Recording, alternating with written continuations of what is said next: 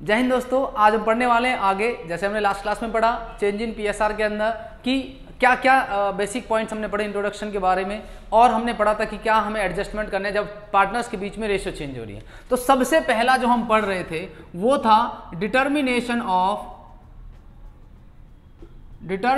Of sacrificing and gaining ratio. Sacrificing and gaining ratio.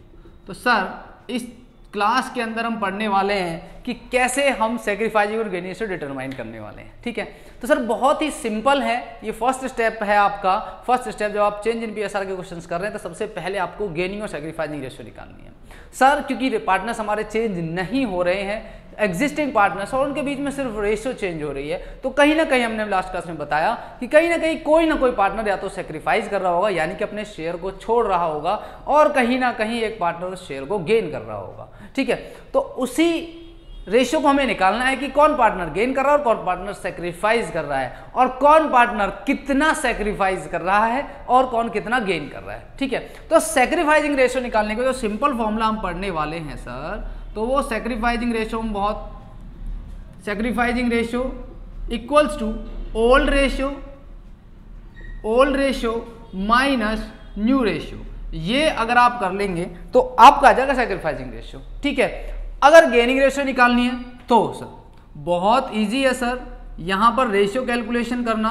तो gaining ratio अगर हमें निकालनी है तो हम क्या करेंगे, जो न्यू रेशियो आपको दी हुई है क्वेश्चन के अंदर उसमें से माइनस कर देंगे ओल्ड रेशियो।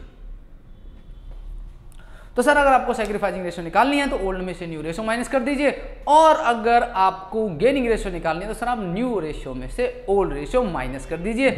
इन केस अगर आपको न्यू और ओल्ड रेशियो नहीं दी हुई है तो सर क्या करेंगे, यानी कि अगर आपको न्यू रेशियो नहीं दी हुई है, ओल्ड रेशियो दे दिया है, सिर्फ ओल्ड रेशियो दे दिया, न्यू रेशियो आपको कैलकुलेट करने के लिए बोल दिया गया। तो सर कुछ केसेस हैं जिन केसेस के अंदर हम न्यू रेशियो कैलकुलेट करेंगे। ठीक है, तो चलिए सर पढ़ते हैं कि कैसे हमें करना है न्यू रेशियो कैलकुलेशन, और उसके बाद सिंपल है, हम ओल्ड माइनस न्यू करेंगे, सैक्रिफाइसिंग आ जाएगा, और अगर हम new ratio minus old ratio करेंगे तो गेनिंग रेशियो आ जाएगा। ठीक है, लेकिन उसके लिए जरूरी है हमारे पास होना न्यू रेशियो, क्योंकि सर ओल्ड रेशियो तो दिया होगा क्वेश्चन के अंदर। ठीक है, तो मेन है हमारे लिए न्यू रेशियो। ठीक है, तो चलिए सर एक केस के एक एग्जाम्पल के थ्रू हम इसको समझते हैं, आगे बढ़ते हैं। तो चलिए सर समझते हैं कि सर अगर न्यू रेशियो नहीं दिया हुआ है क्वेश्चन के अंदर, मतलब हमें ओल्ड रेशियो दे दिया और कुछ कंडीशंस दे दी गई हैं, इस तरह की 4 कंडीशंस, मैक्सिमम 4 केसेस आपको दिए होंगे, तो वहां पर कैसे हम न्यू रेशियो कैलकुलेट करेंगे। ठीक है, तो न्यू रेशियो कैलकुलेट करेंगे, न्यू रेशियो आ जाएगी तो हम सैक्रिफाइसिंग और गेनिंग रेशियो आराम से कैलकुलेट कर सकते हैं। ठीक है, तो क्वेश्चन को समझते हैं। ए, बी और सी 3 पार्टनर्स हैं, मैंने सिंपल क्वेश्चन को लिखा है, ए, बी और सी 3 पार्टनर्स हैं, और वो प्रॉफिट एंड लॉसेज को शेयर करते हैं 5-3-2 की रेशियो में। किस रेशियो में? 5-3-2, यानी 5/10, 3/10 एंड 2/10। ठीक है, 5, 3, 8 और 2, 10। तो ए का शेयर हो जाएगा 5/10, बी का 3/10 एंड सी का 2/10।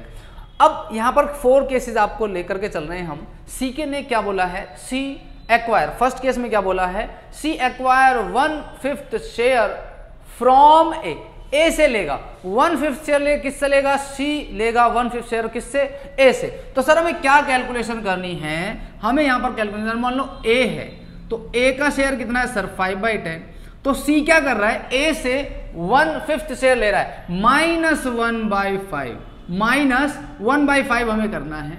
अगर हम डिनोमिनेटर लेते हैं, एलसीएम लेंगे डिनोमिनेटर्स का, तो 10 आ जाएगा, 5 - 2 1 जा 2, यानी कि 3/10 शेयर रह जाएगा ए का। तो सर ए का शेयर रह जाएगा 3/10, यानी कि 5 में से 1/5, दैट मीन्स अगर हम लेकर के चलें, यानी कि 5/10 में से अगर हम सिंपली लेकर चले तो 1/5 का 2 अगर हम करते 2/10, तो 2 यहां से शेयर इसका कम हो जाएगा, 3/10 रह जाएगा।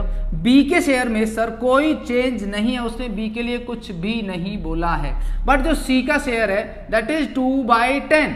सी का शेयर कितना है सर, अभी 2/10 है, तो वो ले लेगा किससे, ए से कितना लेगा 1/5, तो ऐड कर देंगे इस 1/5 को यहां पर, तो आपका एलसीएम लेंगे 10, 2 + 2 1 2, यानी कि 4/10।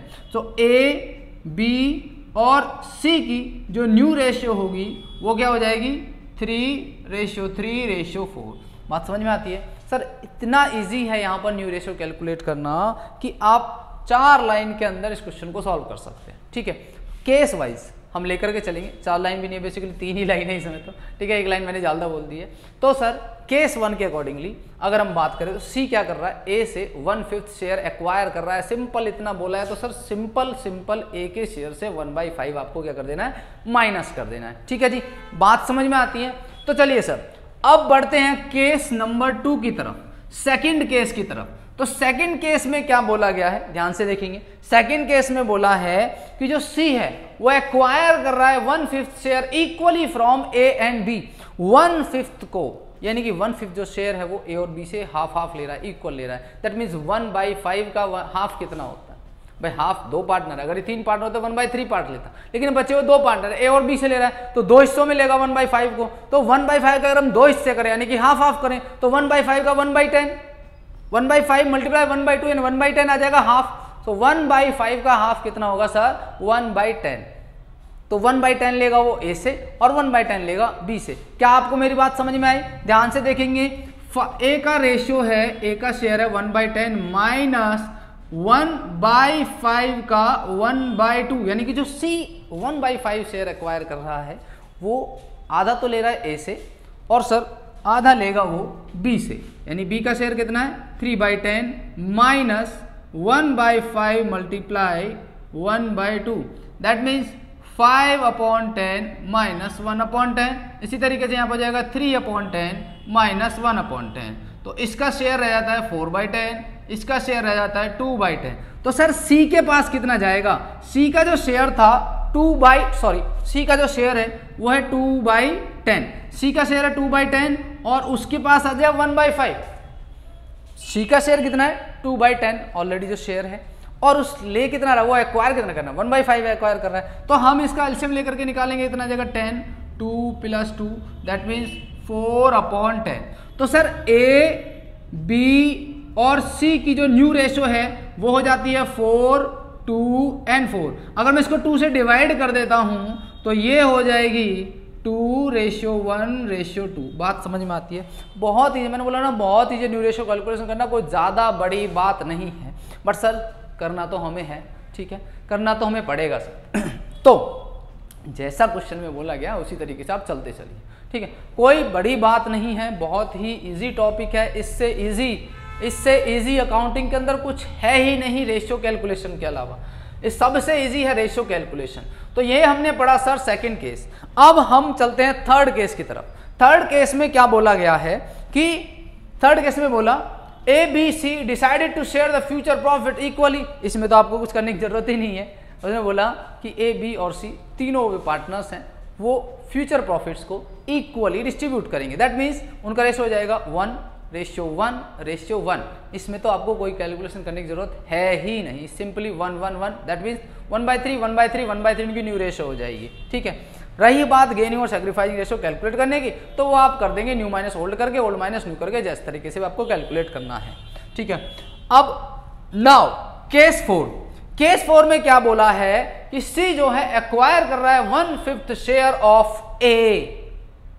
ऑफ वर्ड आ गया अब यहां था फ्रॉम, तो हमने फ्रॉम ए से कर दिया, मतलब डायरेक्टली उसके शेयर से माइनस कर दिया। लेकिन इसने बोला है कि सर सी जो है ना शेयर कर ए का 1/5 शेयर एक्वायर कर रहा है। सी एक्वायर 1/5 शेयर ऑफ ए, यानी कि ए के शेयर का 1/5 शेयर एक्वायर कर रहा है ए से, ए के शेयर का 1/5 शेयर ले रहा है, और बी के शेयर का ऑफ बी के शेयर का 1/6 शेयर ले रहा है, ठीक है। दैट मीन्स सर जो ए है, ए का शेयर कितना है 5/10, उसमें से माइनस कर रहा है ए के शेयर का 1/5। प्लीज ध्यान दीजिए क्या बोला उसने कि सी एक्वायर कर रहा है 1/5 शेयर ऑफ ए के शेयर का 1/5, ठीक है। तो ए का शेयर कितना है सर 5/10 और उसका 1/5 निकाल देंगे, तो क्या आता है यहां पर 5/10 minus 5 1 5 and this is the 50।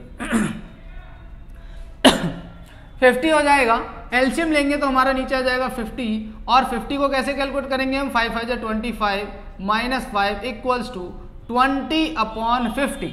ये हो जाता है ए का शेयर कितना आता है सर 20/50, ठीक है। मैं इसको थोड़ा नीचे लेके चलूंगा क्योंकि कैलकुलेशन थोड़ी लंबी होगी शायद, ठीक है। इसी तरीके से बी का हम कैलकुलेशन करेंगे, तो उसने बोला कि बी सी जो है वो बी का ले रहा है, बी के शेयर का कितना ले रहा है 1/6, तो बी का शेयर कितना है सर 3/10 माइनस बी का शेयर कितना है 3/10 का 1/6 ले रहा है, वो कितना ले रहा है 3/10 का, बी का शेयर कितना है 3/10 और वो क्या बोला उसने 1/6 शेयर ऑफ बी, यानी कि बी के शेयर का 1/6 शेयर आपको लेना है।